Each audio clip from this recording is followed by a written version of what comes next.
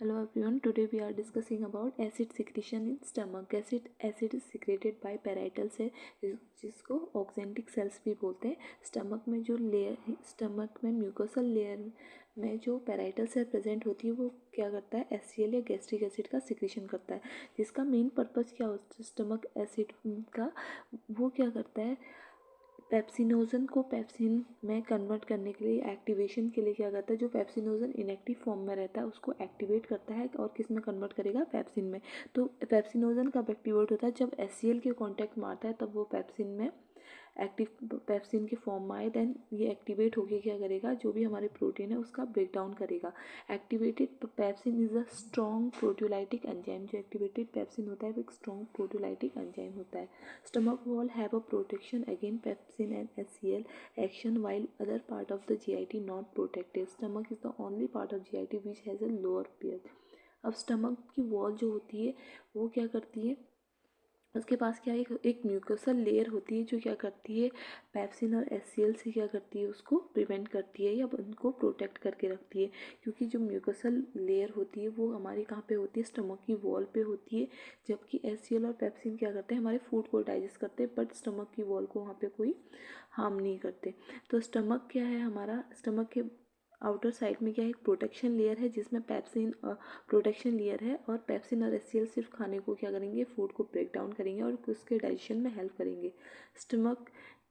Stomach में जो pH होता है, उस जो एचसीएल होता है, जो एसिड होता है, उसका पीएच क्या होता है, लो होता है.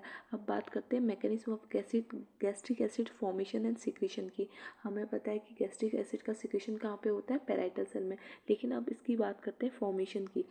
सबसे पहले कार्बन डाइऑक्साइड जो होता है वो डिफ्यूज़ होता है इनटू पैराइटल सेल में. ब्लड में से कार्बन डाइऑक्साइड कहाँ आएगा, पैराइटल सेल में. पैराइटल सेल से क्या हो रहा है, एचसीएल रिलीज हो रहा है. तो उसका फॉर्मेशन कैसे होता है वो हम पढ़ रहे हैं यहाँ पे. तो CO2 डिफ्यूज़ होती है इनटू द पैराइटल सेल में. देन कार्बन डाइऑक्साइड कंबाइन होती है किसके साथ, वाटर मॉलिक्यूल के साथ. जैसे ही कंबाइन होती है तो ये एक एंजाइमेटिक रिएक्शन होता है जिसमें जो एंजाइम होता है वो एज अ कैटलिस्ट की तरह वर्क करता है.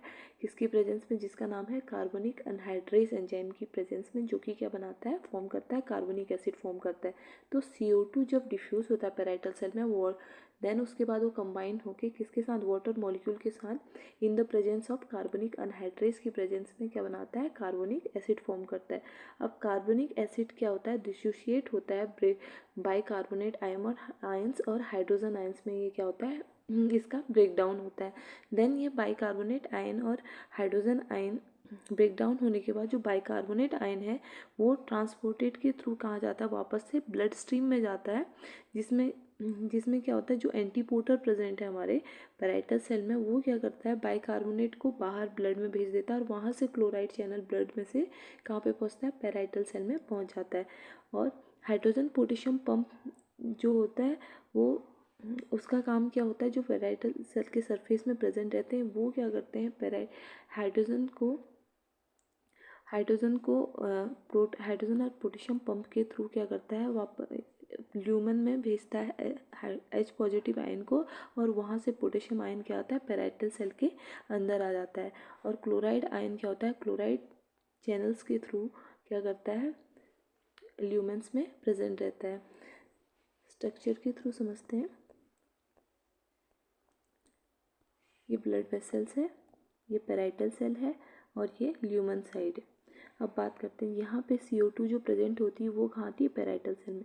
पैराइटल सेल में जब वाटर मॉलिक्यूल मिलता है तो ये दोनों in the presence of carbonic anhydrase की प्रेजेंस में क्या बनाते हैं, कार्बनिक एसिड बनाते हैं. कार्बनिक एसिड का जब ब्रेक डाउन होता है तो बाइकार्बोनेट और हाइड्रोजन आयन क्या होते हैं, यहाँ पे सेपरेट हो जाते हैं. सेपरेट होने के बाद हाइड्रोजन आयन अलग हो जाएगा और बाइकार्बोनेट अलग हो गया. तो बाइकार्बोनेट क्या होता है, वापस से ब्लड में आ जाता है. किसके कब होगा, इस जब ये ब्लड में आता है तो ये एक्सचेंज करता है किसके साथ, क्लोराइड चैनल के साथ. तो क्लोराइड पैराइटल सेल में आता है और ये ब्लड में चले जाता है. और क्लोराइड आयन क्या करता है, उसके क्लोराइड जो आयन है हमारे वो आयन क्लोराइड आयन चैनल्स के थ्रू कहाँ पे आते हैं, ल्यूमन में. वही सेम चीज़ जो हाइड्रोजन है वहाँ पे पैराइटल सेल के सरफेस में क्या है, एक हाइड्रोजन पोटेशियम एटीपीएस बॉन्ड है. हाइड्रोजन पोटेशियम एटीपीएस बॉन्ड क्यों बोले, क्योंकि यहाँ पे एटीपीएस मॉलिक्यूल रहते हैं और जो कि हाइड्रोजन और पोटेशियम का क्या करते हैं, एक्सचेंज कर रहे हैं, तो इसको हम प्रोटॉन पंप भी बोलते हैं। तो हाइड्रोजन क्या होता है, ल्यूमन साइड में आ जाता है और ल्यूमन साइड से पोटेशियम कहाँ चले जाता है, पैराइटल सेल में। तो इसीलिए इसको हाइड्रोजन पोटेशियम एटीपीज बोलते हैं। तो यहाँ पे ब्लड वेसल्स में कार्बन डाइऑक्साइड होता है जो कि पैराइटल सेल में आता है। हाइड्रोजन वाटर मॉलिक्यूल के साथ बाइंड होकर एंजाइमेटिक रिएक्शन कॉज करता है in the presence of Ca, कार्बनिक अनहाइड्रेज के प्रेजेंस में। देन उसके बाद कार्बनिक एसिड बनता है। कार्बनिक एसिड का ब्रेक डाउन होगा आयंस में, बाइकार्बोनेट और हाइड्रोजन आयन। हाइड्रोजन आयंस जो होते हैं वो एंटर करते हैं कहाँ पे, ल्यूमेन में। किसके हेल्प से, प्रोटॉन पंप की हेल्प से। और क्लोराइड आयन चैनल्स भी, वो भी क्लोराइड चैनल की हेल्प से ल्यूमेन में प्रेजेंट रहते हैं। देन वो हमारी क्या होंगे, एसोसिएट होंगे, देन वो HCl का फॉर्मेशन करेंगे। अब बात करते हैं regulation of acid production through the parasympathetic nervous system. कैसे कैसे रेगुलेशन होता है पैरासिम्पथेटिक नर्वस सिस्टम के थ्रू। इसमें 3 फेज होते हैं, phase of gastric acid secretion phase, cephalic phase, gastric phase और इंटेस्टाइनल फेज। फर्स्ट बात करते हैं सिफेलिक फेज। इसमें जब सिफेलिक फेज में क्या होता है, जब स्मेल, टेस्ट, साइट और थॉट, जब हम कभी भी स्मेल करते हैं खाने को या टेस्ट करते हैं या देखते हैं या थॉट प्रोसेस होती है, तो उस कंडीशन में क्या होता है, उस टाइम पे क्या होता है, वेगस नर्व हमारी क्या होती है, एक्टिवेट हो जाती है। ये वेगस नर्व एक्टिवेट करती है एसिटाइल पैरासिम्पथेटिक नर्वस सिस्टम को। वहाँ से एसिटाइल कोलिन न्यूरोट्रांसमीटर क्या होते हैं, रिलीज होते हैं। और रिलीज होने के बाद वो क्या करते हैं, एसिटाइल कोलिन का सिक्रीशन करते हैं। स्मेल, हमने जब सिफेलिक फेस किया है वो कंडीशन है जब हमारा क्या होता है, स्मेल, टेस्ट या देखने से या थॉट प्रोसेस से अगर वेगस नर्व एक्टिवेट होती है तो वो पैरासिम्पथेटिक नर्वस सिस्टम को एक्टिवेट करेगी। तो पैरासिम्पथेटिक से हमारा एसिटाइलकोलिन न्यूरोट्रांसमीटर रिलीज होगा, देन वो HCl का सिक्रीशन करता है। उसी टाइम में जब वेगस नर्व एक्टिवेट होती है तो जी सेल हमारी प्रेजेंट रहती है कहाँ पे, म्यूकोसल, जो म्यूकोसल लेयर होती है वहाँ पे जी सेल प्रेजेंट रहती है जो कि गैस्ट्रिन का रिलीज करती है और ये भी HCl के सिक्रीशन के लिए रिस्पॉन्सिबल होती है। अब both acetyl choline and gastrin क्या करते हैं, एंट्रोक्रोमोफिन सेल्स को एक्टिवेट करते हैं जिसमें से हिस्टामिन रिलीज होता है। हिस्टामिन क्या करता है, डायरेक्टली HCl का सिक्रीशन करता है। तो 3 पाथवे होते हैं वेगस नर्व के थ्रू क्या हो रहे हैं, जी सेल और एसिटाइल कोलिन क्या कर रहे हैं, HCl का सिक्रीशन कर रहे हैं। और गैस्ट्रिन और एसिटाइल कोलिन क्या कर रहे हैं, मिलके एंट्रोक्रोमोफिन सेल्स को एक्टिवेट कर रहे हैं जहाँ से हिस्टामिन रिलीज हो रहा है, देन HCl का सिक्रीशन हो रहा है। इस फेज में 20% टोटल एसिड सिक्रीशन यहाँ पे होता है। अब बात करते हैं गैस्ट्रिक फेज की।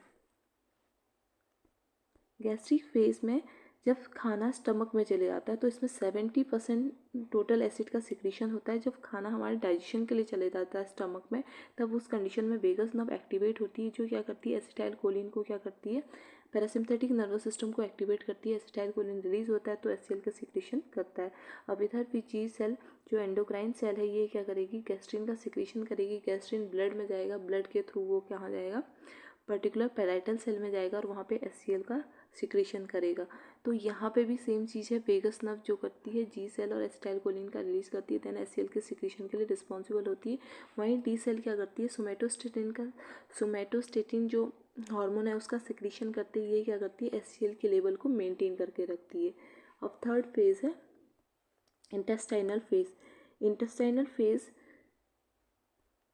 इंटेस्टाइनल फेज जो होती है ये लास्ट फेज होती है। बट इसमें क्या होता है, initiated phase entry of food into the duodenum. अब यहाँ से फूड जब स्टमक में कंप्लीट डाइजेशन प्रोसेस हो जाता है तो फूड की एंट्री कहाँ पे होती है, स्मॉल इंटेस्टाइन के फर्स्ट पार्ट में, डियोडिनम में, जिसमें क्या होता है 10% ऑफ टोटल एसिड सिक्रीशन होता है। इसमें डियोडिनम वाले पोर्शन में 2 हार्मोन का सिक्रीशन होता है, सिक्रेटिन और कोलेसिस्टोकाइनिन का सिक्रीशन होता है। ये क्या करता है, डियोडिनम में जैसे ही फूड पहुंचता है तो वहाँ पे 2 हार्मोन का सिक्रीशन होगा, कहाँ से, एंडोक्राइन सेल से, जो कि कहाँ पे प्रेजेंट है, डियोडिनम में, स्मॉल इंटेस्टाइन के जो फर्स्ट पार्ट होता है डियोडिनम में उसमें प्रेजेंट रहती है, जो कि क्या करती है, स्लो डाउन करती है किसके सिक्रीशन को, गैस्ट्रिक जूस, और रिड्यूस करती है गैस्ट्रिक मोटिलिटी को। तो ये क्या कर रही है, एक टाइप का कंट्रोल कर रही है किसको, इंटेस्टाइनल जो फेस है। और साथ ही साथ क्या करती है, जब डियोडिनम में हमारा काइम फूड पहुंच जाता है तो वहाँ पे क्या करती है, मिक्स जो काइम है हमारा, जहाँ पे काइम किसे बोलते हैं, जब फूड हमारा जब फूड किसके साथ मिक्स हो जाता है, गैस्ट्रिक जूस के साथ, तो उसे काइम बोलते हैं। वो काइम जब डियोडिनम वाले पोर्शन में जाता है तो वो मिक्स हो जाता है बाइल एंड पेनक्रेटिक जूस में। तो इसमें 3 फेज हैं। फर्स्ट फेज है एसिफैलिक फेज, सेकेंड है गैस्ट्रिक फेज और थर्ड है इंटेस्टाइनल फेज। फर्स्ट फेज में क्या हो रहा है, देखने से 10-20% एसिड का सिक्रीशन हो रहा है, जिसमें हमें देखने स्मेल करने से, टेस्ट से, देखने से, या थॉट प्रोसेस से वेगस नर्व एक्टिवेट हो रही है, जिसमें से जी सेल से गैस्ट्रिन रिलीज हो रहा है और यहाँ एसिटाइलकोलिन, ये दोनों एचसीएल का सिक्रीशन करेगी। ये गैस्ट्रिन और एसिटाइलकोलिन एंट्रोक्टोमोफिन सेल से हिस्टामिन का रिलीज कर रहे हैं, देन एचसीएल का सिक्रीशन हो रहा है। गैस्ट्रिक फेज में क्या हो रहा है, जब फूड स्टमक में पहुंच जाता है, देन उसके बाद वेगस नर्व एक्टिवेट होती है, जो जी सेल को एक्टिवेट करती है और गैस्ट्रिन का रिलीज करती है। गैस्ट्रिन ब्लड में जाके पैराइटल सेल के पास पहुंचता है और एचसीएल का सिक्रीशन करता है। इधर पैरासिम्पथेटिक नर्वस सिस्टम एक्टिवेट होता है, एसिटाइलकोलिन न्यूरॉन ट्रांसमीटर को रिलीज करता है, देन एचसीएल का सिक्रीशन होता है। थर्ड फेज है इंटेस्टाइनल फेज।